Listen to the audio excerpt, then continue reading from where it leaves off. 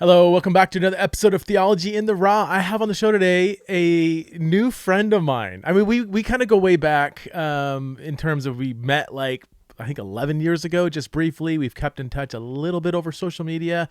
I've been following what Aaron's been doing for a while. He's been following what I've been doing, but this is the first time we really had an extended conversation. And look, guys, I only have guests on that I think are going to be interesting people, interesting conversations. So I was excited about this one. Aaron seems like a super interesting guy to me. I was blown away at how good this conversation was and how thoughtful and authentic and mature, spiritually mature Aaron was. Not that I was expecting him to be immature. It sounds so bad. Sorry, Aaron, if you're listening. But I was, after I got done with this episode, I'm like, oh my gosh, I cannot wait for this conversation to go live. So it is now live. I can't wait for you to engage this conversation. If you are a worship pastor, worship leader, songwriter, or I would say a pastor or a leader in charge of kind of like hiring the next worship leader, I'm so excited for you. I think this conversation is, I want every church leader to hear this conversation. Anybody who's in the slightest way involved in the worship experience at church needs to hear this conversation. You need to know who Aaron Keys is. He has been a worship leader for over 20 years with some well-known people, well-known leaders. He knows the kind of Christian celebrity culture. He's extremely intelligent. He has a theological degree from Northern University, and he also opened up a worship school called 10,000 Fathers, where he is training worship leaders to not just lead worship, but to pastor and disciple people into the holiness of God. And I enjoyed every second of this conversation. If you would like to support this show, you can go to patreon.com/theology in the raw. Support the show for as little as $5 a month to get access to the Theology in the Raw community. Thank you for those of you who are supporting the show. It really does mean a lot and helps keep this show going. I would also encourage you to check out the show notes for information on Aaron Keys and 10,000 Fathers. So without further ado, let's get to know the one and only Aaron Keys. Hello, friends. Welcome back to another episode of Theology in the Raw. I'm here with a friend from a distance. I mean, this is the world we live in. I feel like I feel like I've known Aaron for a while, even though this is literally the first time. Well, there was another encounter that we had that you may not even remember, but I don't even know if it was like a face-to-face. It was still distanced in the same room. So I was at, this is going so far back, I'm not even sure if I got my facts straight, but I was at Cornerstone Church right at the tail end of Francis Chan's kind of tenure there, when I believe you came out to interview, or so you came out for something there. And that's where I first heard your name. Yeah. Was that you? Yeah, I think that's when we met, because we were really praying about if we were supposed to join up with Francis, come out to Cornerstone, work with Jim Ellison, Jim and Sherry. And right. We loved our time there, loved Francis, but didn't feel, despite what we wanted, didn't feel like God was calling us. Yeah. It's funny, like 3 times over about 3 years, we came out to California thinking maybe God was leading us out there, because we'd been in Atlanta for a long, long time. I mean, since I was basically 20 years old, I've been in Atlanta until we just finally moved almost a year ago to Colorado. But yeah, that was where we met, because I think you were running the Bible college. Yeah. And we connected just a little bit. And then I've, of course, followed you since then. So that was, I don't know, you tell me, maybe 10 years ago, the whole thing with Francis? I got the Cornerstone in 2009. I think it was maybe right around within that year. So probably 10 or 11 years ago. Yeah. Yeah, that's what I would guess. And so I had connected with Francis from leading worship for several events that he was speaking at. Okay. And then I brought Francis to speak for some of the more like cushy events that we led worship at. So like we would go down and lead worship in the Bahamas every year, and they wouldn't like pay you, but they just like put you up and take you scuba diving. So we did that. That was Francis and Lisa came on that. That was fun. So yeah, we were just praying about, do we join up? So anyway, we didn't feel the peace despite what we wanted. And actually, I'm glad that we didn't move, because he ended up stepping down within a few months after that. But yeah, I followed you, and then I actually even reached out to you, I think, a few years ago, maybe 4 or 5 years ago, when I was in seminary, because we were taking a class with Joel Willits. I remember that, And he's so amazing, And anyway, your name came up, and in my cohort, so many people just expressed how grateful they were Huh. for the work that you were doing. And I think at that point, I wasn't even up to speed on all that you had been doing, kind of off of my radar. And I just kind of started digging back into it and thought, man, this is really special. And so to get to chat today I've been looking forward to this for a long Well, time. me too, man. I don't know why it took so long, but yeah. So did you finish? Did you finish? So you were doing a degree at North Park then? Is it via distance or what? Well, actually, I was at Northern. He was kind of adjuncting for one class. Oh, I don't even okay, remember what class it was. But yeah, he was just adjunct for us that class. Yeah, I did an MA from Northern okay, because for I think 5 or 6 years, our worship school with 10,000 Fathers was partnered with Northern. We've switched okay. that now to Duke. So now we're joined up with Duke Divinity. But for a while, I mean, we probably sent 40 or 50 students to Northern to do Wow. master's work They there. better partner with you. You're feeding them Bro, much needed I students. know. It's a little lopsided partnership. Well, let's go back for people who don't know who you are. Why don't you give us just a snapshot of your journey, what your kind of Okay. ministry trajectory, and then I would love to just banter around about worship, Christian worship, the worship scene, and evangelicalism. I'm sure that'll take us in some interesting directions. Ooh, yeah, I don't know if we have time for all that, but we'll do our best. Okay, I'm 42 years old, live in Colorado Springs as of 1 year ago with my wife, Megan. We've been married 21 years. We have four sons, one in college, one going next year, and two in middle school. I'm a worship pastor here in Colorado Springs at New Life Church.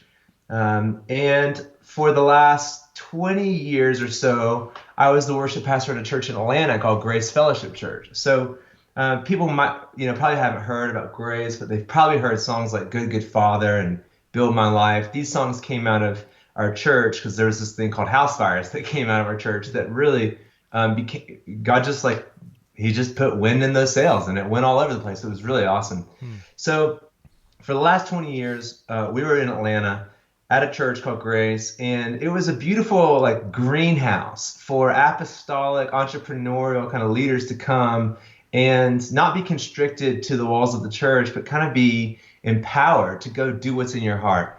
So it was a really beautiful place in that, that their main vision, their biggest vision for your life wasn't like come and volunteer in the church, but like how do we unleash what's in your heart in the world?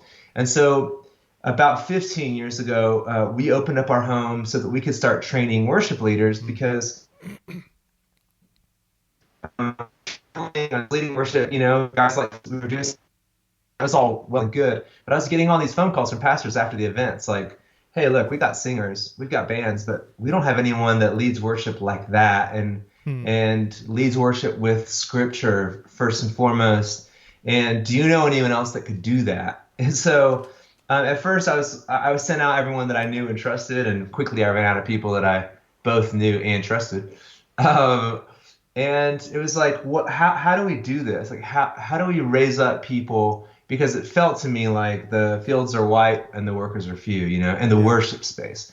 And I guess we should pause there because worship, underwent like a little bit of a renewal, a reformation, late '60s Jesus movement. Hmm. We went from singing songs like "A Mighty Fortress Is Our God" to "I Love You, Lord." Huh.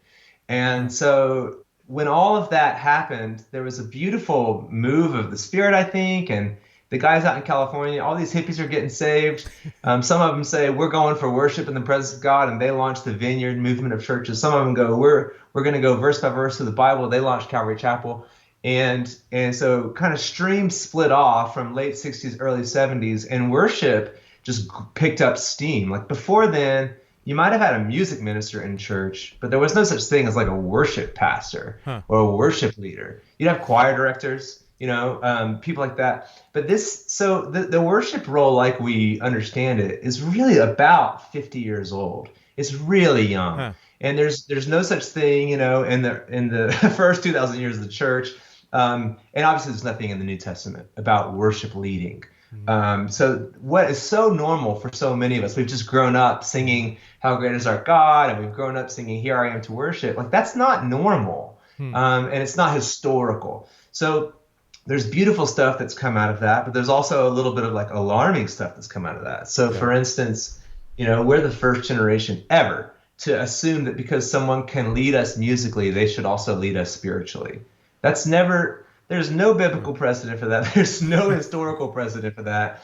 And it's totally normal for us now to hire people for musical competency and then have to fire them a year later for spiritual defects in character, Wow. because they have, think about like, you've got a doctorate. Like most pastors, most leaders have done serious theological training, cultural training, historical rootedness. Worship leaders haven't done any of that. Like there is a well-worn path for being a leader in a church today. You go to divinity school or seminary, or you do a curacy if you're in the Church of England or whatever. There's all these different, very familiar paths. There is literally no path for worship leaders. And so what they do is they work on their guitar, they work on their voice, they get some good looking clothes, and they get on stage and they do a lot of damage, because we're not only are we the first generation to ever conflate musical gifting with spiritual authority, we're also the first generation to give untrained, unformed leaders as much opportunity when we gather together as we give to the theologically trained, spiritually authoritative, relationally proven pastor of the church. So for the first time ever, you've got this convergence of both of those things happening. So untrained people with massive opportunity. So, a worship leader probably gets as much time shaping what a community of faith believes about God, themselves, their role in the world, etc., our relation to our country and things like that. Like the worship leader who hasn't had to do deep digging on any of that stuff gets as much time. And I would actually maybe even argue, like, because they're communicating through creative media like music, like songwriting, or whatever else, they almost have an upper hand even in shaping what the people come away with. I don't think most people are driving home humming the sermon, that they're kind of thinking of that song that you just ended with or whatever. And so because the worship leaders haven't been given the training, but they have been given the task, they've been given the platform, we've got a really interesting thing going on where you just have a lot of untrained people who are way out of their depth, and you hear it. You hear it in their songs, you hear it in their prayers. It's pretty deplorable theology a lot of times. And it's usually not the senior pastor that's really mucking things up. It's usually the worship pastor. So how can we help worship leaders not screw this up so bad, And so you do need theological training, but you also just kind of need like life training. Like how does your marriage not fall apart? How do you do all of your life? And so that's why we said we'd like to open up our home for leaders to come be trained, not just until this point, 15 years ago, I had done internships where I was like reading books and meeting with guys and whatever. But we went from internship to discipleship. So internship is like, come meet with me. Discipleship is come follow me. And we said, come into our life and see all of it. So they lived in our house. This first few years, we just had different groups of guys live with us for 6 months or a year at a time. They came on the bus with the band. They were up with me on stage at church. We'd send them all over town to lead worship for events. And that was really cool. But then we started getting more and more people saying, hey, I've never been trained, but I've got 5 kids. My wife and I have decided it'd be worth it for me to come live in your basement for 6 months. And I was like, maybe we should tweak this model. This isn't really working. No, I would not recommend you do that. So we switched from the residential thing about 10 years ago. We switched from come live with us to let's do this like grad school. Let's do it in cohorts. Come for a week at a time. And then we'll meet every week on Zoom. We'll walk you through the curriculum. We'll train you. So now that's 99% of worship school experience is people come just like grad school. It's 18 months long. They come for 3 different week-long intensives, and then there's weekly assignments all throughout. So like I was saying earlier, that's partnered up with Duke Divinity School. So all of our coursework at 10,000 Fathers, where the 6 months we first focus on the character of a worship pastor, The next 6 months is the Mm. craft and competency. Third 6 months is really the calling or community of a words pastor, like how to go and make disciples and multiply this in your city and all that kind of stuff. All of that coursework is part of several different master's degrees from Duke Div.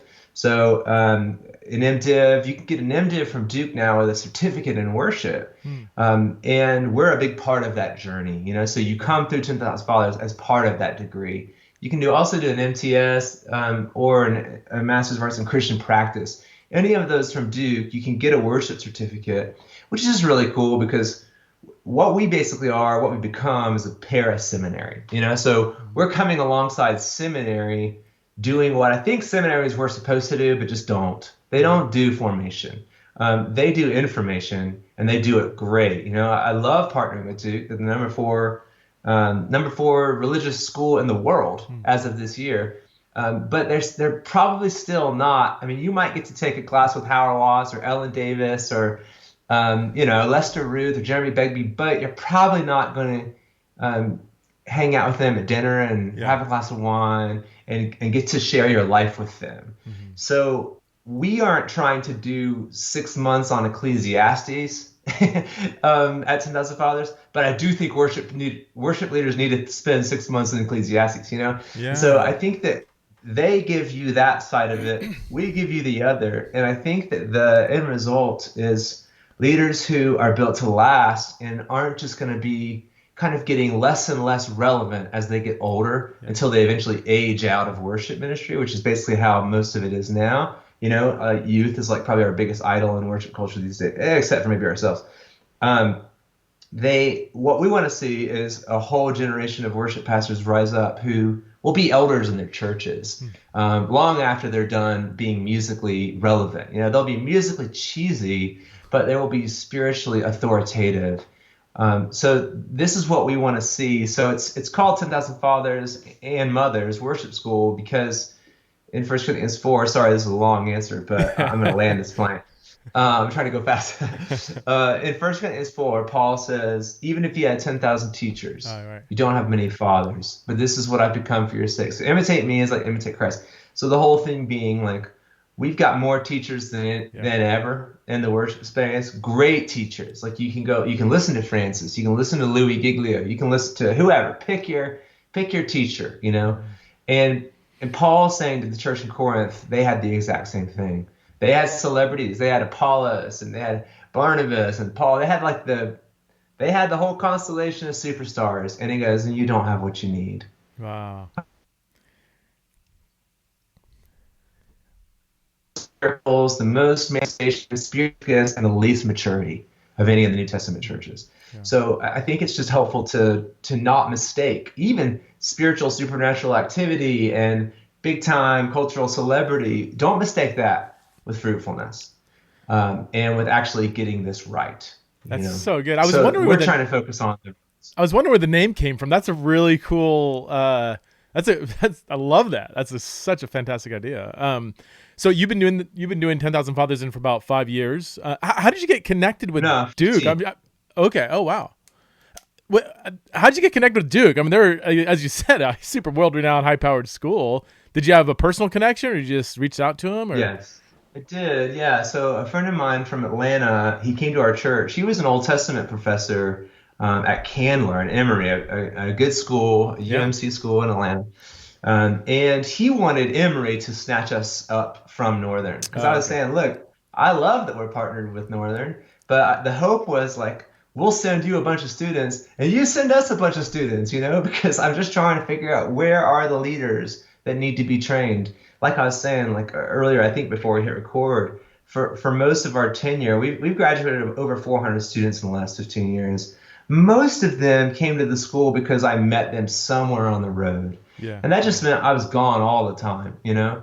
And I don't really want to do that anymore. I have zero ambition to go be some cool, like, touring worship art. It's so boring to me. So I was talking with Dr. Brent Strawn, and he was like, I think you should partner up with Candler. So we met with the dean there and tried to make it happen. They weren't interested. Okay. Well, he transferred to Duke and became an Old Testament professor at Duke. Yeah. And so as soon as he got there, he was like, there's something special happening with this thing. You need to come see it. And so Greg Jones, the dean Mm-hmm. at the time at Duke, he and Brent came down and spent a couple days at our house. And then I went up and spent a couple days with those guys, with Begbie and Lester and some of these just, to me, it's some of the world leading thinkers on beauty and art and liturgy and worship and how do we do this well. Like to me, these are the guys I've known for a long time. I haven't known them, but I've followed them and thought these guys are such a gift to the church. So I spent a couple days with them, and eventually I asked Greg, the dean, I was like, "What are you doing here? Like, why? How did you even find us? We're this tiny little thing run out of our living room. You know, we don't even have a campus." Yeah. And he said, we've been looking for places where God's moving in ways that are surprising. Oh, And wow. this is surprising. That's awesome. Like what you're doing here is surprising. And it was just so fun because at that point, we'd probably been doing it for 13 years. There wasn't a lot that was surprising about it to us, you know, it was just kind of normal to us. But that was where the partnership developed with Duke. And we're so excited. Our first cohort launches this fall. Yeah. For those of you watching, I just pulled. I've been icing my back leg because I've got like the sciatica. Is that what it's called?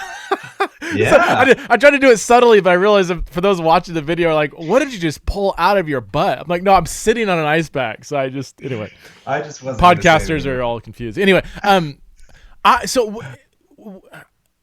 man, I've got so many questions. What are kind of the big picture things that you want to teach worship leaders, but beyond, I guess, like, obviously get your own life in order and pursue holiness and repentance and maturity and all these, but like when you're teaching them, okay, you're going out to lead God's people in worship, here is what you need to do. Do you have kind of a top, like, big picture pieces of advice you give them, or is that not really your focus? Or No, we had some of that. It's just, when we start working with leaders, we don't let them pick up a guitar for 6 months. People used to show up at my house like night one. Hey, when are we gonna jam? I'm like, oh God, please do not subject me to your need for being approved of and your insecurity and identity crisis. Like, please don't do that. So we have to do like 6 months of character work before we can even get to where them playing a song is because they have something to give instead of something to prove, So we have so much work that we have to do. So because of that, I don't spend a lot of time addressing the stuff on the surface, like how to pick a set list, how to get better at vocals. Like we give people coaching, we assign them to coaches, and we introduce them to places where they can work on those But what we really focus on is the ground underneath that stuff where it's all coming out of. And the later we get in the process, the more visceral we do get granular. So, in track 2, when we do songwriting, I just took classes at Berkeley. I took their stuff up in Boston on songwriting, and I just tried to take the best stuff from all of that curriculum and distill it for worship leaders.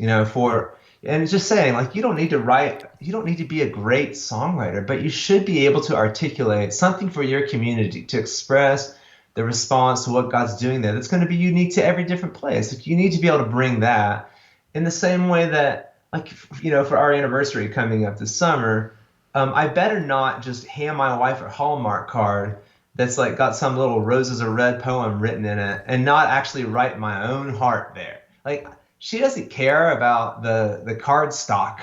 She cares about the connection and what do I love about her and what do I see in her and what do I want to call out? I feel like other people's songs will only ever be Hallmark, So wait, It's do you encourage worship leaders to write their own worship music for their local context? Is that?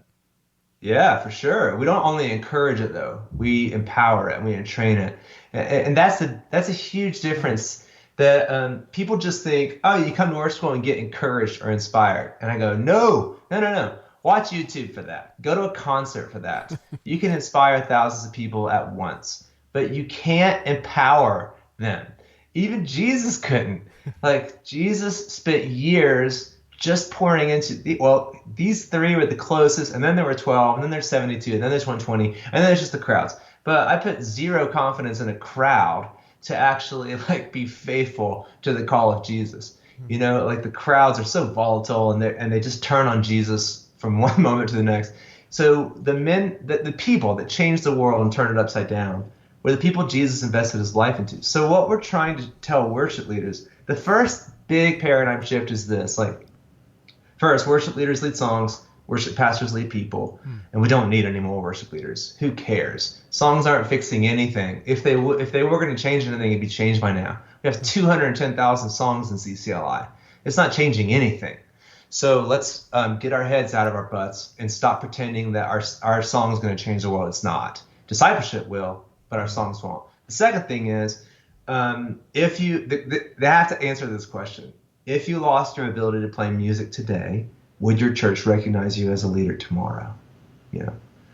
And usually the answer is no. Say that again? 'Cause that's wow. Say that again. Like if you lost your ability to play music today or to sing, would your church still want you to lead them spiritually?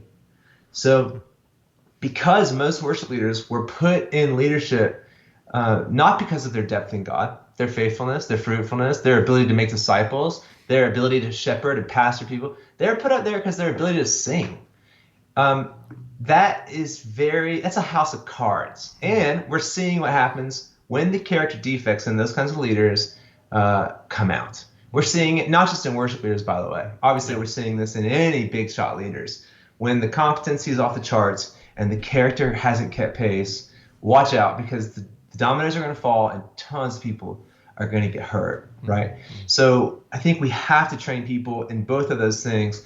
So with 10,000 Fathers, it's really that 18-month deep dive on personal transformation that we hope results in cultural transformation. But to finish answering your question, over the years, as I've connected with so many leaders and met and worked with so many leaders, there's tons of stuff that I do end up saying, you need to think about this, the practicals. Here's the tactical, like, try this Sunday kind of stuff. So all of that content, I created a different training platform, and that's called Mere Worship. So in the same way that Mere Christianity is like C.S. Lewis, in no way am I trying to put myself at that level, by the way. It sounds like the most arrogant. C.S. Lewis and I had this idea. It's but what he did in Mere Christianity was take these brilliant, positions and abstractions that most average people aren't going to go read deep commentary on all these things. So he just made it like bite-sized. I mean, they were originally just radio talks, right, for the BBC. That became the book.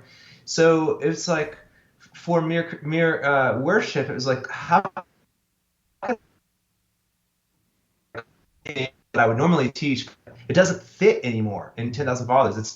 That content's gotten too strong. It's like too dense. It's too robust. I don't want to put a bunch of like practical tips and tricks in there. That's all now in Mere Worship. And where 10,000 Fathers is the 18-month tuition, MDiv accredited stuff. Mere Worship is just a monthly subscription. It's $9 a month. It's cheap, and there's tons of videos, me teaching all these little 5, 10, 15-minute things.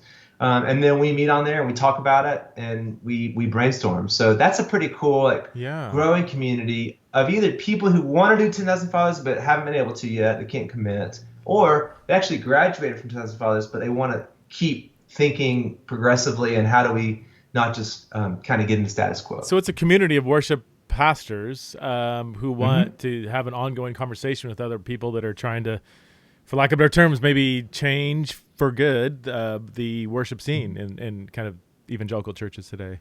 That's really cool. One person at a time. That's awesome. How would you to take a step back and big picture stuff? I mean, how do you? I guess you've been in this world now for a while, 20 plus years. What are your thoughts on? This is gonna be a broad question, so you can kind of take any direction you want. What are your thoughts on just evangelical churches and worship in the last 20 years? Like when you were 20 years old and who you are now, have you changed? Have you seen just what are the pros, what are the cons, you know? I mean, you've kind of touched on that a little bit, but and help us, I guess, maybe peek behind the curtain on the Christian worship scene, and what does that look like if we were able to peek behind that curtain? Yeah. Well, none of this, I hope none of this comes across as like an indictment. It's more of just a confession. Because the stuff that I've seen, good, bad, and ugly in the worship world, I've seen in myself too. So it's not like, oh, they're awful, I'm great. It's not that at all. Like we're all just these, we're all conflicted messes, you know? Yeah. So you get a bunch of them and give them millions of dollars, things get tricky. So, good grief, what have I seen? One would be an inordinate tipping of the scales towards subjectivity away from objectivity in our worship. So I mentioned going from mighty fortresses are God to I love you, Lord. That's a shift from objectivity to subjectivity, right? So I think, and this isn't, empirically proven or anything, but my hunch is that if you go back through most of the hymns that have lasted a couple hundred years, or the early songs of the church, or anything like that, there's a lot more objective stuff that you're praying and articulating than subjective. So again, a mighty fortress of God, that's just true whether or not you're feeling it. It's true whether or not you've been unfaithful this week. I love you, Lord. Well, that depends. Like, have you? Do you? Yeah. You know what I mean? And so I think there's been a big shift away from objective truth about God, about what he's done, about his plans for the world, all that stuff. It's just true. Like the character of God, the faithfulness of God, articulating that. There's been a lot less of that and a lot more, like crazy more emphasis on our response to that. So these songs, it's amazing how many huge worship songs actually say nothing at all about God.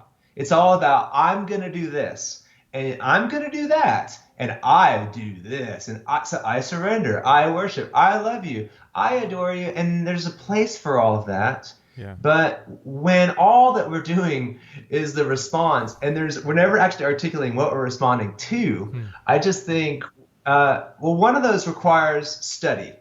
You actually need to study God to be able to write freshly and articulately in new ways about God. But you don't need to study God to have new poetic language about how much you fill in the blank. You're going to raise a hallelujah. Okay, great. It's an interesting song, it's a huge song, and there's not one thing in it about God. The whole thing is about how awesome we are. Like, I'm going to do this, and I'm going to do that, and then you're going to hear me do this.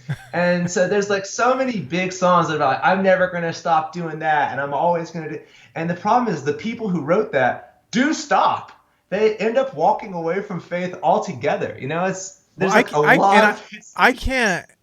I can't sing most of those songs because I don't surrender all, and I feel like I'm being dishonest. It's easy and I sound like, gosh. So I'm 45, and the more I talk, man, I feel like I'm becoming that crotchety old Christian, that we all couldn't stand growing up. But it's easy for me, and actually spiritually nourishing for me to sing the more objective songs. And the older I get and the more I realize the depth of my inadequacy, and now I have instead of when I was a Christian for 2 years, I had 2 years of sin as a Christian. I'm wrestling. Now I've got 26 years, and it's like, my word, thank you, Jesus. It's kind of like it's in Paul's last letter when he says, I am the chief of all sinners. Right.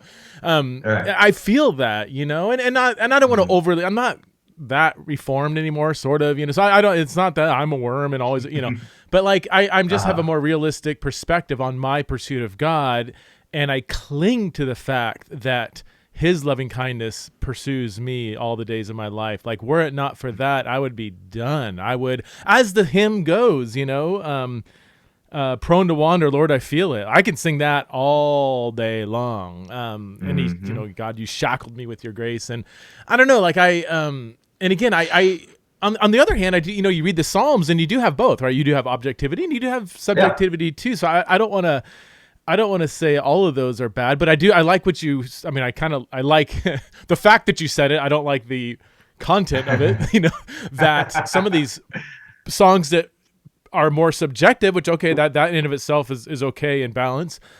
But Sure. when it's not wrapped up in the objectivity of what we are pursuing, that's where it becomes a little problematic. I'm also concerned. I would love your thoughts on this. And I don't know if this might be offensive to some people, but the kind of like, Jesus is my boyfriend, kind of songs. And I've gotten, people push back on that or whatever, but my wife and I have this running joke. I'll hear her, singing a song and I'm like, is that towards me or Jesus? Right. And she laughs and like, I'm like, well, because I heard you say that about me like 5 minutes ago, which I love. I warmed my heart. And now you're singing I think it's a worship song, but it's the exact same lyrics, like. Oh yeah. And there's some Yeah, that yeah. I wrote a blog about it, and I've just quoted some of these lyrics, and I'm like, dude, this is great material on Valentine's Day, like, and people are like, well, it's the same thing, our pursuit of God. I'm like, well, it kind of isn't. I mean, there's analogies, sure, but it's our modern Western view of romantic love is not what the Bible's talking about, like that. Exactly. We're not. Yeah. Our sexual desires are linked to our ultimate need for God, but we're not going to have sex with God. We're not having sex with Jesus. The love is not romantic in the modern Right. Western sense. So, I don't know. Am I? Yeah. Is there anything there? Is that me being overly There's a persnickety? lot there. There's a lot there. So, I mean, think about this. Well, first of all, you mentioned Psalm 45, which is a weird song. It's a song written to Jezebel. Okay, it's written about Ahab's wedding to Jezebel. So that's a weird one. And I think if we actually looked carefully at the Psalms, we would see it's different than we think. So in the Psalms, you do find the whole human experience, but only 2 times does it say anything like, I love the Lord. Really? Or I love you, Lord. So Psalm 18:1 is I love the Lord, my rock. It goes on to all this stuff about the Lord. And then Psalm 116:1 is where it says, I love you, Lord, for you have, inclined your ear to me when I call. So twice in 150 songs does it say that. And Christopher Block was the professor we had in seminary, and he pointed that out, and he said, I love this. He said, the psalmists weren't quick to assume that they loved God well, but we are. So because we sing it all the time, surely it must be true. Like we don't tell lies in church, we just sing them every week. Like I surrender all, like I love you with all that I am. No, you don't. Like look at your life, Like you're absolutely deceiving yourself. You're not deceiving God. So this is why I think, the longest conversation Jesus has with anyone in the Bible, the longest book in the Bible, it's all about worship. Like it's critical how we worship because, broad brushstrokes here, when worship goes right, everything starts going right. And when it goes wrong, everything starts going wrong. And the trickiest part is when the people think it's going great and God says it's not. So the first picture of worship in Genesis 4, half of it's unacceptable.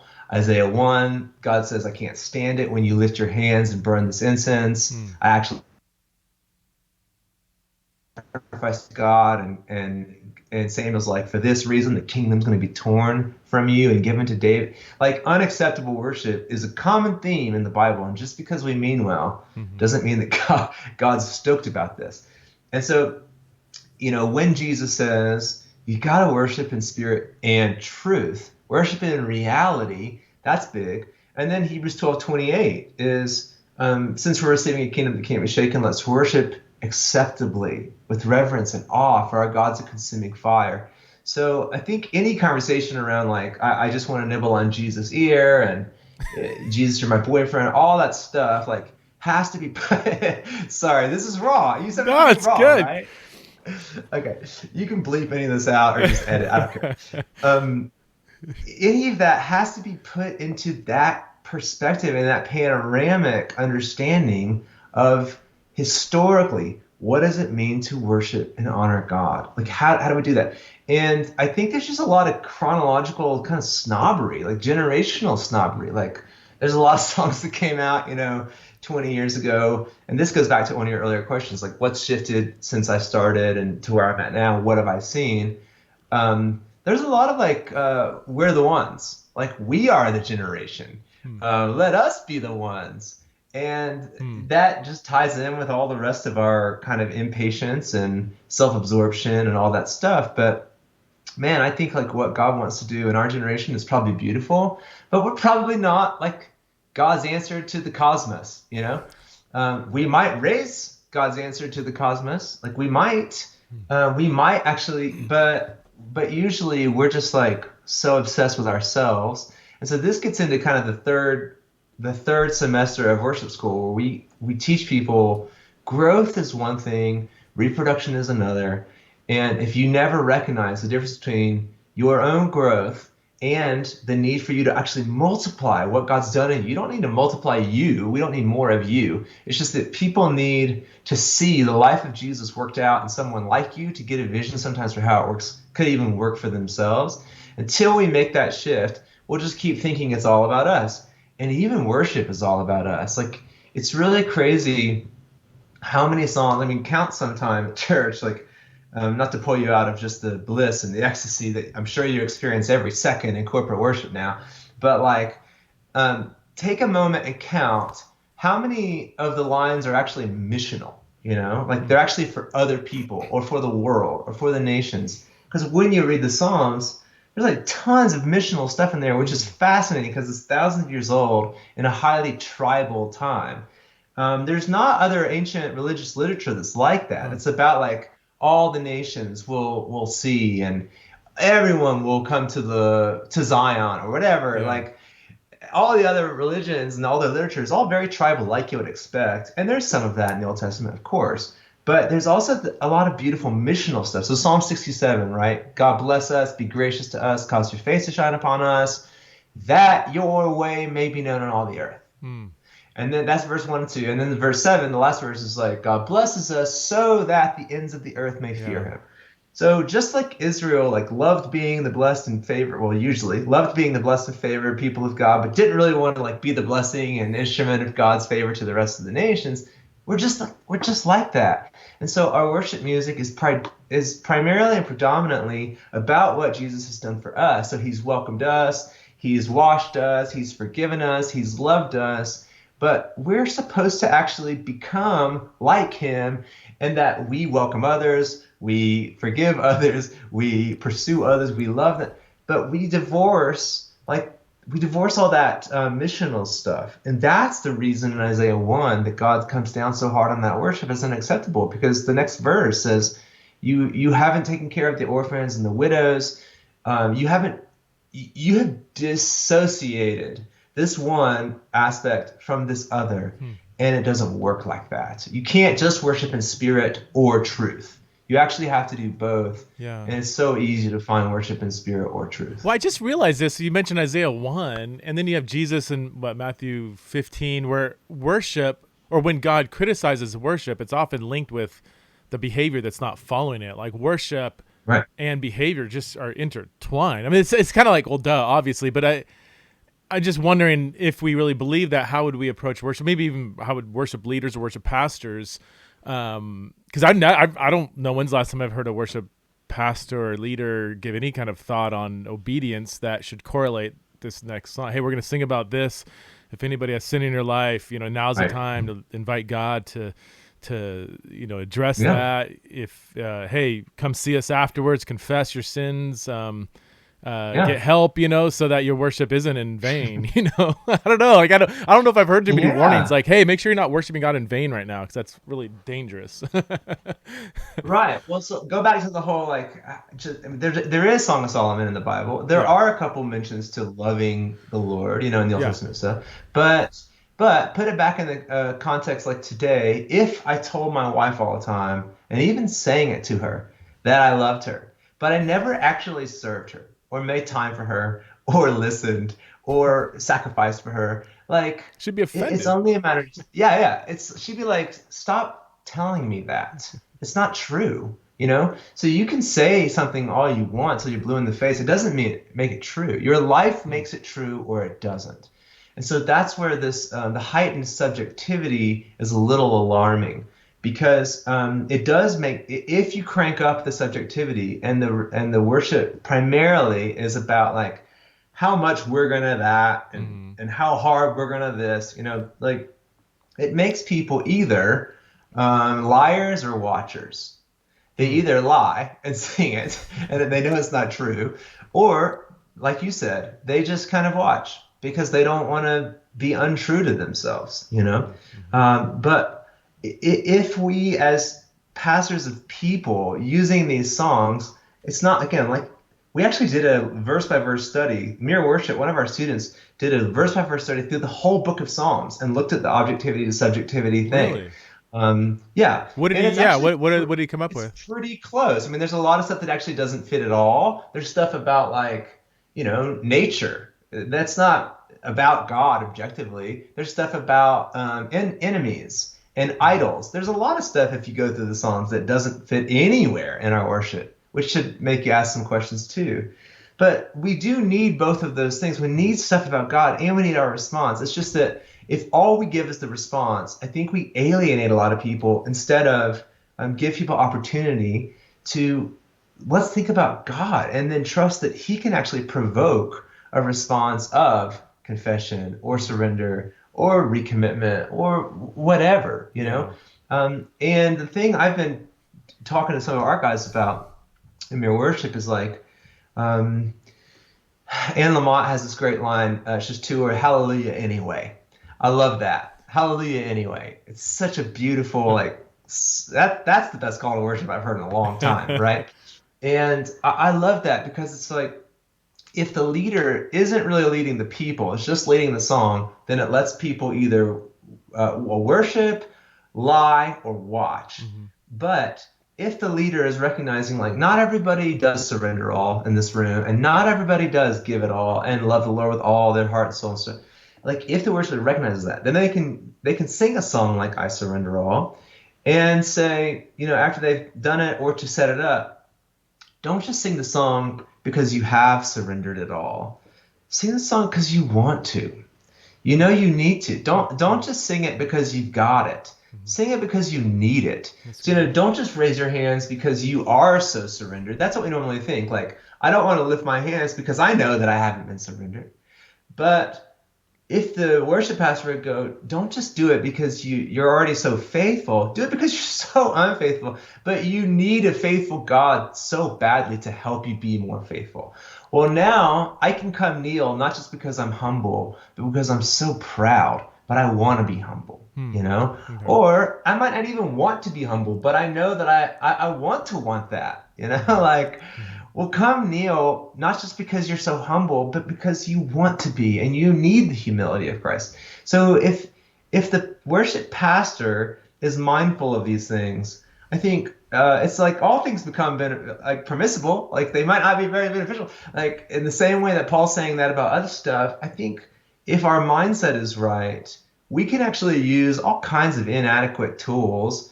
And any song is going to be an inadequate tool, right? I mean, it's episodic poetry. It's not the Iliad. It's not Beowulf. Like even the Psalms are episodic or lyrical poems, right? They're not these huge things. So lyrical poetry, episodic poetry can only say so much. It's going to have to leave huge gaps. So any song is never going to state the whole thing, but we can at least be mindful over time. Wow, we've really pretty much just emphasized all of our favorite things about God, and we've never actually entertained at all these trickier parts of the character of God that also need considering and meditation. If we're not mindful of any of that, I think we'll just go down the stream of culture, and I see no evidence to believe that culture is going to take us closer to Scripture when it comes to worship. Yeah, look, not too much there. Yeah. I'm curious about going to. I appreciate that you aren't going to kind of like give the A to Z kind of here's how you lead a worship service, like a worship service, and that's not your main focus. I am still curious. I've been in, like you, been in many different churches, and so I experienced many different kinds of worship, and there are some. Let me just give three general categories. The first two are negative. One category is it's just boring, and I know that because 10% of the people are singing, to another 40% are kind of moving their mouths every other. They're kind of standing there. And then the other 50% aren't singing, typically mostly men. They're not just standing there waiting for the sermon. The worship leaders just jam in. Like, it's almost like they're not even aware that nobody's really into this. And then there's always one person in the front row that's like, arms up in the air, waving a flag, doesn't realize nobody's with him behind him. I've been on, I would say, a lot of those kind of experiences. And I'm like, why are we, it would be more profitable for me to be out in the hallway talking to maybe a newcomer or something, or, like, I don't need to stand here and be, I don't know. And it's hard. And I'm like, well, I need to get into it. It's not and it's like, I'm just like forcing words out of my mouth. And half the time the songs are like, do I believe that? And, I don't think that's theologically accurate, or I'm not certain, so I'm just being honest. It can sometimes be an agonizing experience. Then there's maybe on the other extreme where it's so rev you up, where I'm just like getting exhausted with how people are just, and I'm not at all against emotion. Okay, please. I think sure. The essential part of human nature, but it does seem to be just like, the motivation seems to be, if we can just rev up people as emotionally as we can, they're running around on stage back and forth and just like, come on, people. That gets equally annoying. And then there's the more positive, and I can't put my finger on what makes it this, but it just, I do sense the Spirit of God in authentic ways. I do feel like I am being drawn into God's presence in a unique corporate manner in space and time. The worship does seem meaningful. There is a blend of subjectivity, objectivity, or even, let's just say, emotion and cognitive challenges. Like, it's kind of a both and. What does those, I don't know, does that resonate with you? Are you like, yeah, I've been in all three? Oh, sure. And how do you create that? Are there some just real practical things that a worship leader, worship pastor can and should do to cultivate, for lack of better terms, meaningfulness during the singing time at church? Yeah, I do think that there are. So, like I said, it starts with the leader having a life worthy of their calling. So Ephesians 4:1 kind of thing. So that's, okay, assuming that that's there, which is a huge assumption. I get it. Not 100% willing to make, but let's just say that it's there. So then I do think there are ways that a worship pastor can get a lot more traction within a culture of moving a culture forward in their adoration of God, their surrender, worship, whatever you want to say. And some of those steps would involve and include things like bringing some historical perspective to this time. Here's why we're doing this, bringing some biblical handles to these amorphous concepts that we're singing about. So, the whole conversation about worship is a really tricky one, because we end up using words that we don't use in anywhere else in our lives. So we're ascribing glory, like, who talks like that? Like pros connect. Like, we end up talking in ways that are just foreign to us. So as worship pastors, I think we can give people actual handles for them to actually get what we're talking about. So, instead of just singing "I Surrender All," we keep going back to the song, and assuming that they know what an Ebenezer is, and "Come Thou Fount." Like, we could actually give people some either historical or scriptural or just personal handles. Like, and I think we should be balancing all three of those. So, it might be a simple song like "How Great Is Our God." You could give a personal testimony to, I wasn't really feeling this song this week, but worship's not about what I feel. I want us to confess this, even maybe in defiance of how we're feeling. Let's confess this. So that's one thing. Or you could do give them a biblical handle of, the songs from Psalm 104, right? Like the stuff that Psalm 104 says about God, like, we're about to sing that today, and no matter where you're at, like, it's good for us to sing this because it's about Him. Or on "I Surrender All," you might be a church where people lift up holy hands, or you might be a church where if you raise up a holy hand, you better ask a holy question. Like, no matter what kind of church this is, actually in Psalm 28:2, it says, "Hear the voice of my supplication as I call to you for help, and I lift up my hands." to your most holy place. So in Psalm 28, there's this picture of someone lifting their hands saying, Lord, I need you, you know? Yeah. So if at any point during our time this morning, you just kind of recognize there's part of your life where you still really need God for anything, for breakthrough, for salvation, provision, healing, whatever, I would encourage you to engage your body with that prayer. Some of you are coming in here not really like desperate and just barely hanging on. Some of you are coming in really strong, and it was a wonderful week, and God's been good to you. Well, there's other Psalms for that, for lifting our hands. So Psalm 63, I'll praise you as long as I live. In your name, I'll lift my hands. So if at any point this morning you just want to bless God, you want to praise God, well, that's a way that you can do that. Just that posture can be, God, I praise you. You know, and so all I'm doing there is saying, here's this experience or this emotion or where you're at, and here's a scripture that they were feeling the same thing. Let's practice that scripture in our time together. That's good. Or to the kneeling thing, you know, it's like we could go all the way through the Bible, the lifting hands, but to switch, Psalm 95, come let us worship and bow down. Let's kneel before the Lord our Maker. Like, when was the last time you bowed to anything? Some cultures that's normal, like, you know, Asian cultures, you bow out of respect. Muslim cultures, they bow over and over while they pray towards Allah. Like, isn't it unfortunate that other cultures are way more reverent of their gods than we are with ours? Like, when was the last time you just knelt before God and confessed, like, you are weak, but he is strong. Like, you don't have what you need. He has everything. When was the last time you confessed any of that? And worship culture is not going to take you there, because worship culture is primarily driven by a few engines that are charismatic, Pentecostal, and triumphalistic. So everything is up and to the right. We're going from glory to greater glory. We're going to get the breakthrough. I'm going to get the miracle, all the stuff.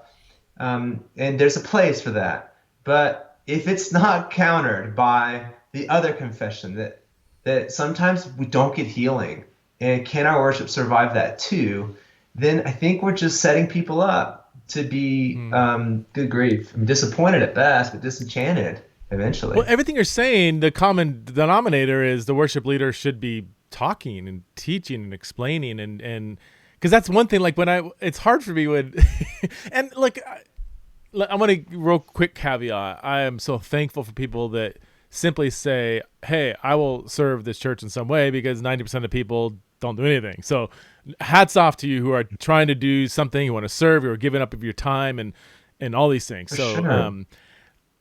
I would encourage, well, on that note, like when somebody's leading a corporate worship, and it's kind of like, it's just like sing a song, and then there's like that awkward like 20-second pause of silence while they're flipping the sheet music or scrolling down. And then, all right, for our next song, boom. And it's just like, I don't know, like, and maybe it's just me, but I'm just like, it just feels like, are we worshiping or just singing 3 songs in prep for the message? Wait until, it just doesn't feel, fluid, doesn't feel natural. I guess it just feels awkward, really, to me. Do you think by and large it is essential for a worship pastor to be kind of talking up there, or being able to speak to the congregation, explain and do these things? Or maybe essential might be too strong, but I don't know.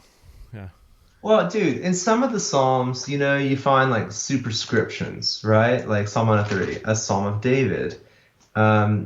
A lot of these superscriptions they don't think were like original. They got added somewhere along the way. But then a lot of the Psalms, there's no superscription at all. Yeah. I think that sometimes we need to set up what we're doing for it to be coherent. I think a lot of it is clunky and just incoherent if we're not threading it together elegantly. I really value elegance and beauty. And in the same way that this conversation is just naturally flowing, one thing leads to the next, I think our conversation with God should kind of just flow, right? Yeah. But if it's just like, all right, song 1 that has nothing to do with song 2, which has nothing to do with song 3, if the songs don't naturally integrate well and make a coherent flow of thought, then I think we need to provide those ligaments, right? So you need tendons and you need ligaments and these things to connect I mean, the bones are the big, they're carrying the weight, but Yeah. without the ligaments, like just the littlest ligament, right? Like the whole thing is going to be off. So my buddy just, one of my friends here in Colorado, we've been skiing a lot together. He just tore his ACL. It's the tiniest little ligament and just had surgery on it. We're both like getting older and we need to stay off the terrain park. I broke my knee 2 months ago. He tore his ACL. Oh God. So thankfully my knee is healing a lot quicker, but his ACL is going to be 9 months, right? So 9 months for the tiniest little thing. And the little things make the biggest difference in worship leadership. Because I think the little things that the leader adds are like the ligaments to the structural building blocks. You know, the songs or the set are carrying the weight. Hopefully there's like liturgical depth and something older than 20 years old in this, you know, hopefully that's there. But if it's not, and if the church is like, we don't do that, we don't do anything, Book of Common Prayer. I remember once I was doing an event with Francis, and it was Francis and David Platt, and it was this big multiply event in Birmingham, and there were like 100,000 people watching online or something, right, for a secret church or whatever it was. And I was just in the meeting, I was like, wow, I mean, there's people from 100 different countries or whatever. Like, it might be cool to start the night with a collect from the Book of Common Prayer or something, just to say like, hey, we're all united in this thing. And it was not met with a lot of favor. It was like, let's stick to scripture, you know? And I was like, I mean, most of the Book of Common Prayer is scripture, but that's okay. Like, we can just do that. It's fine. So if the leader can just pay attention to the ligaments, I do think they need to be fluent at that. But, you know, I'm used to at my church in Atlanta. It was basically like the worship leader and the senior leader, and that's it. The only people on stage every week. So I was just very accustomed and comfortable with every ligament, whether that's the invocation, the benediction, exhortation, or just like announcements, you know, or setting up tithes and offerings. I'm real comfortable with all that. At New Life, they've kind of got these wingman figures who come up and they do all that heavy lifting. So it's interesting. At New Life, it's almost like if I'm doing a lot of talking, it's distracting because there's already so much other There's so much talking. going. Yeah. That's good. Yeah, I just think you just be sensitive and be emotionally intelligent, be self-aware, and then be others aware, and you're going to be fine. And be theologically trained. I've got one. Let me see. Yeah. Oh, we're coming up on an hour here. Are you doing okay on time? You got one more question, or what's your? Yeah. I probably need to leave in the next 5 minutes. All right. Well, I got a bomb of a It'll question. keep it brief. Okay, I got a bomb of a question. I can be a little late. What's the CCCL, CCCI? What's CCLI? Yeah. Okay. So here I have a concern about that, and let me. More than one. Okay. And maybe I might not have all my facts straight. From what I understand, if every church has to subscribe to CCCI. CCLI. CCLI. And if Christian Copywriting Licensing International, or something like that. If you write a worship song that makes it kind of big and is on there, then for every of the hundreds of thousands of churches that are singing that song, you get, I mean, what could be a ton of money. Now, from a marketing standpoint, that would seem, it seems like there could be a massive financial motivation. And as one who makes money off ministry, I'm not against at all. And yet I'm also very it's that weird tension of like, am I doing ministry and getting paid for it because it's an outflow of the need for the ministry and gifting and calling and all that? Or am I simply doing something because it's financially beneficial? And the more I do it, the more, that's always a tough tension. But I am nervous about the market being driven by that kind of financial motivation, especially in worship songs, so that the one way to really make it bigger than you could playing in bars the rest of your life, or even maybe some small stadiums. Like, you write a song that takes off and is sung by churches.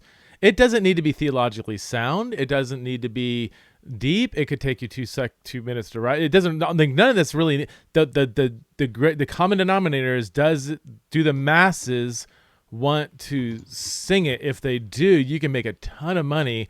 My assumption is that could create an environment where you have loads of people clamoring for that runaway worship song, regardless of whether that is an outflow of whether their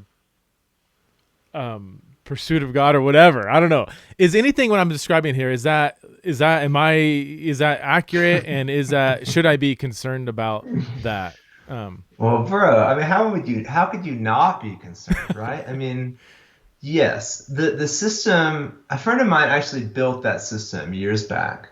And he did it so that people who were gifted and called by God to write songs for the church could do that and be able to do it full time. So it was actually built with the Yeah. noblest, aspirations. Of course, like it's ballooned, and now like the amount of money going to these people isn't like enough to make a living on. It's enough to buy a yacht with, and so it's all just shifted. It goes back to character, obviously. But the thing that I would point out about it is it does create a pyramid that just looks a lot like the world systems, where you can only have so many people at the top. And so within CCLI, in the top 100 songs, those are written by how many songwriters would you guess have contributed to the top 100 songs in CCLI? Well, Think about around the world. I'm gonna guess maybe like 10 or something, or Yeah, 20. you'd be very close. I think it's 18. Okay. If you go to the top 200 songs, it goes to like 25. Oh, and of those top 100, 100% of them are written by white men. Oh. Okay, so we've got huge problems here because what we've been called to be is a royal priesthood, where everybody has a part to play. Every nation is dignified, bringing the uniqueness of their cultures. This is what we're supposed to be a part of. But we don't want a royal priesthood. We don't want God to be our king. Give us Saul. So what we have in like worship celebrity is like a pyramid system where there can only be so many people on top. And what that means is there's just you've never probably even heard songs written from Malawi or Uganda or China. You've probably never even heard one, but I promise you the churches in those countries are singing Chris Tomlin songs. Now, it's a beautiful thing that what God's doing in one country can go out into others. It's a disgusting thing when the country that's exporting everything is never importing anything. So we aren't dignifying the nations. We aren't discipling. We're not honoring. We're colonizing them. We're just sending them our stuff. And heaven will not be like that. And the thing that's heartbreaking about CCLI, and again, it's easy for me to poke holes in it because my royalty checks are basically invoices. They basically tell me what I still owe. It's like, I was a bad bet, okay? But I have lots of good friends who they make their full salary off of those royalty statements. If those resources, just like any other resources, are being used to raise other people up and to give other people power and to give other people a platform, that's what I see Jesus doing when he has all authority in heaven and earth. He's using it to lift others up and to empower others. The only problem that I have with any of that pyramidal system, aside from philosophically it's opposed to the priesthood of every high place being brought down and every low place being brought up, aside from that,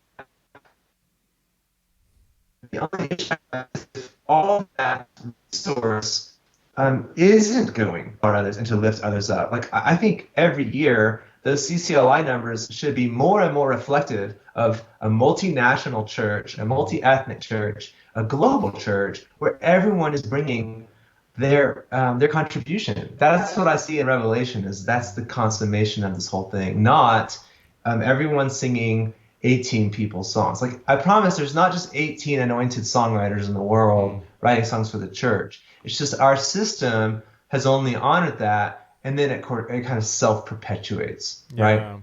So at 10,000 followers, what we're actively trying to do, we're not trying to dismantle that pyramid or anything, but we're just trying to do a whole different thing.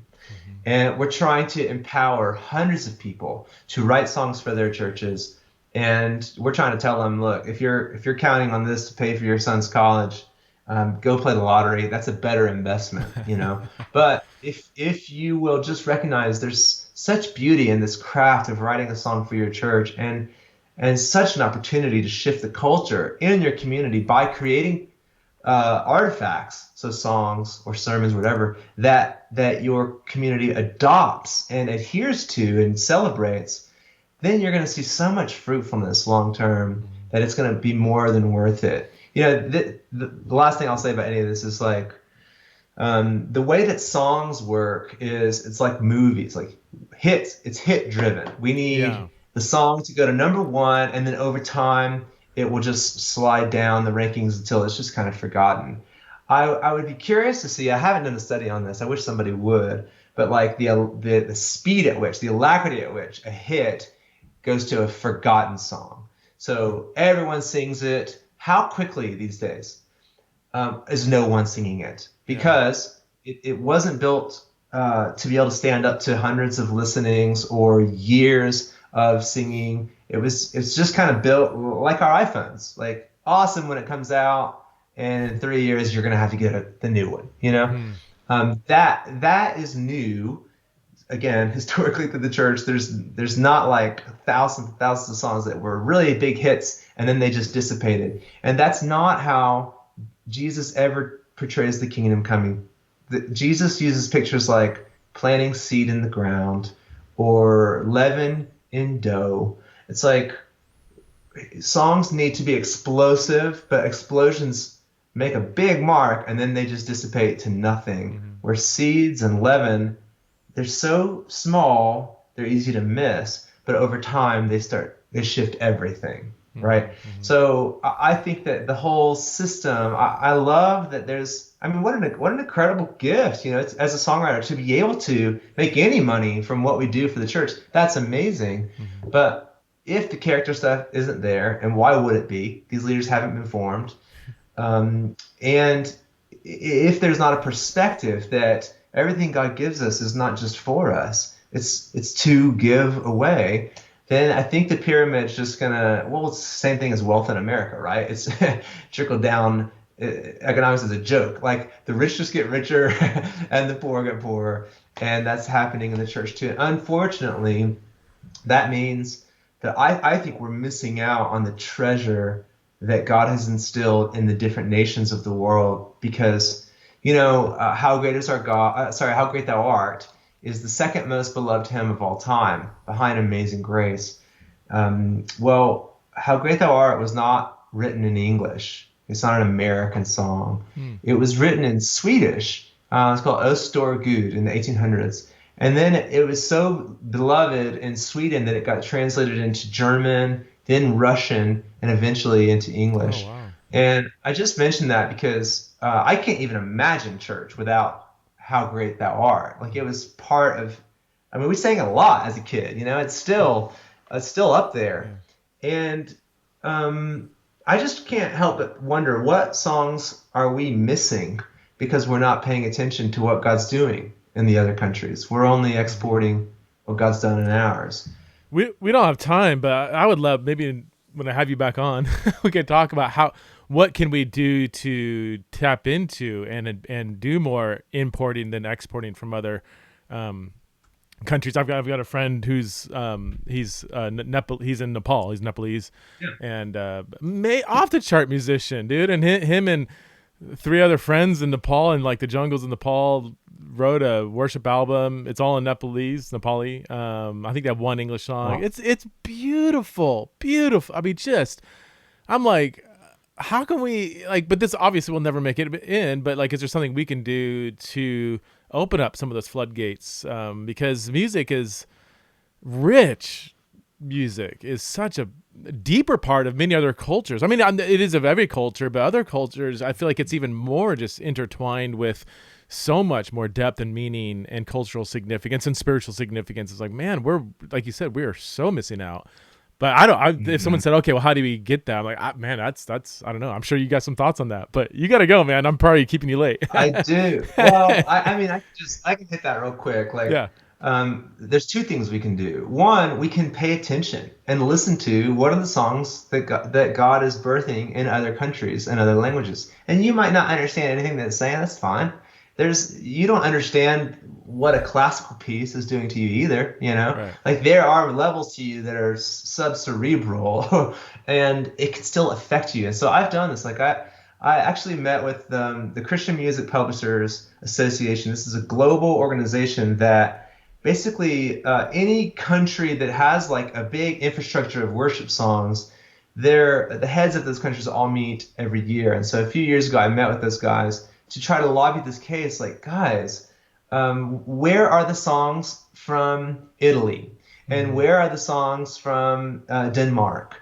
And so I'm like, send me those songs, because if we will pay attention to those, and then we'll learn the craft of not song translation, but song reimagination. You can't translate a song. There's too much linguistic stuff going on that has a motive purpose, right? So you have to actually rewrite the song in English. But I've done this with probably 10 or 15 songs in the last 5 or 10 years that were native Danish songs, Swedish songs, one from, I don't remember where in Africa, but I'll hear these songs that I've never heard anything like that. We've never sung anything like that in my church. And I'll get in touch with the writer and go, could you and I work together on an English version of this song? It's not going to be word for word. It's not even going to be line for line. We're just going to try to make the heart of the song work well in English so that my church could sing them. So I've done that with lots of different songs. And those, I'm telling you, those were some of my church's favorite songs to sing in Atlanta. That's so cool. That's so awesome. So that's a start. Yeah. But I mean, if we would pay attention, and then we have to actually learn what makes these songs work in those languages, what would make them work in English. So that's hard work. I pitched that to all these publishing heads, about 20 people in Amsterdam a few years ago, hoping that every year they would send me their 10 best worship songs. Yeah. Because I was like, we've trained hundreds of people how to write songs technically, how to get in there in the weeds. And I was like, we will crank out great English versions of these songs with the original writers if you'll send me the songs. And nobody ever sent me their songs. I think they were like, oh, we'll take that from here. Thanks very much. Aaron, where can people find you and your work? I mean, aaronkeys.com, right? Is that your main website? Or? I guess I still have that website. I haven't looked at that in about a decade. You do. I'm on it right now. Aaron Keys. It looks like for some reason I'm seeing monkey, but it's Aaron Keys because the last AARON Keys KEYES. I guess if you're listening to the podcast, you know what his name looks like. And then where else? Yeah, worship.school is the 10,000 Fathers website where people can find out more about that. We have new classes that start twice a year, in the fall and in the spring. Okay. So just this last week, we had about 75 worship pastors in from around the world for 3 different intensives. That was really cool. So worship.school, if they're interested in finding out more about the deep dive, that is, I mean, it's intense, it's amazing. But then Mirror Worship, so MERE, mirrorworship.com, if they're just looking to kind of put their toes in the water, or they want to have more conversations kind of like this in a community of like-minded people where we're all kind of growing together, Mirror Worship is the last place I would say to check out. Awesome. Thanks so much, bro, for being on Theology and Raw. We got to do this again very soon. Thanks, Preston. I loved it, man. Right. Appreciate it. Appreciate you. Take care.